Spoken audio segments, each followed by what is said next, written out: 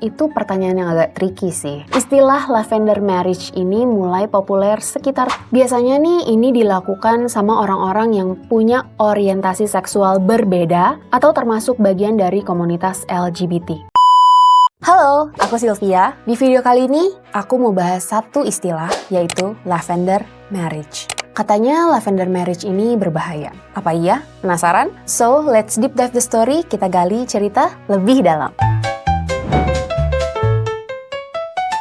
Oke, pertama kita bahas dulu pengertian dari lavender marriage itu sendiri. Apa sih lavender marriage? Apakah menikah dengan bunga lavender? Bukan. Lavender marriage itu istilah untuk menggambarkan pernikahan yang dilakukan bukan karena cinta romantis, tapi lebih karena alasan tertentu. Entah itu untuk nutupin orientasi seksual, menjaga reputasi, atau tujuan lainnya. Biasanya nih ini dilakukan sama orang-orang yang punya orientasi seksual berbeda atau termasuk bagian dari komunitas LGBT. Nah, kenapa disebutnya lavender? Karena bunga lavender itu sendiri merupakan lambang komunitas LGBTQ+.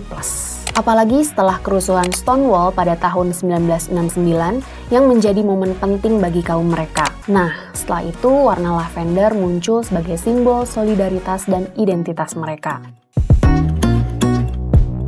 Istilah lavender marriage ini mulai populer sekitar tahun 1920 sampai 1950-an, terutama di Hollywood. Di zaman itu, jadi aktor atau aktris terkenal tuh nggak gampang dan disetir banget sama fans. Publik nggak akan nerima kalau ada aktor atau aktris yang punya orientasi seksual yang berbeda dari norma saat itu. Contohnya nih, aktor Rock Hudson. Dia adalah salah satu aktor paling terkenal di masanya. Tapi karena dia itu gay, dia harus menikah dengan sekretaris studionya sendiri, Phyllis Gates. Tujuannya apa? Ya biar karirnya tetap aman. Kemudian ada aktor Rudolph Valentino yang populer juga pada zamannya. Dia digosipkan gay, lalu untuk menutup berita itu, dia menikah dengan Jane Acker, seorang artis yang sama terkena skandal lesbian. Tapi pernikahan mereka nggak berjalan mulus dan harus berpisah. Perceraian mereka pun langsung heboh dan banyak spekulasi yang beredar. Tapi jangan salah, lavender marriage ini nggak semuanya dilakukan oleh aktor atau artis, tapi juga di masyarakat luas, terutama di komunitas LGBT yang melakukan ini karena tekanan sosial atau budaya yang nggak menerima orientasi seksual mereka. Terus kenapa lavender marriage ini masih dibahas sampai sekarang? Kan sekarang ini era modern ya, dimana orang-orang tuh lebih open-minded. Well, kenyataannya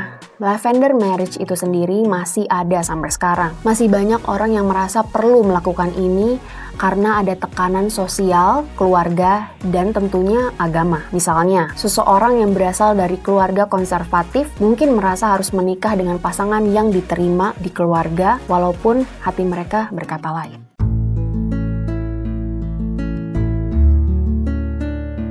Nah, itu pertanyaan yang agak tricky sih. Sebenarnya lavender marriage itu nggak bisa langsung dibilang salah atau benar. Semua itu tergantung sama alasan dan situasinya. Buat sebagian orang, lavender marriage itu mungkin adalah satu cara untuk bertahan di lingkungan yang nggak menerima perbedaan. Tapi di sisi lain, beberapa orang mungkin melihat ini sebagai bentuk penipuan, baik terhadap diri sendiri maupun orang lain. Jadi gimana nih, Gen Fam? Menurut kalian, gimana soal lavender marriage? Apakah kalian setuju kalau ini bisa jadi solusi buat beberapa orang atau justru harus dihindari?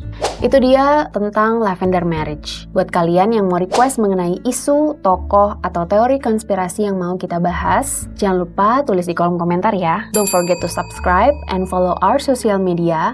See you and let's deep dive the story. Kita gali cerita lebih dalam. Bye!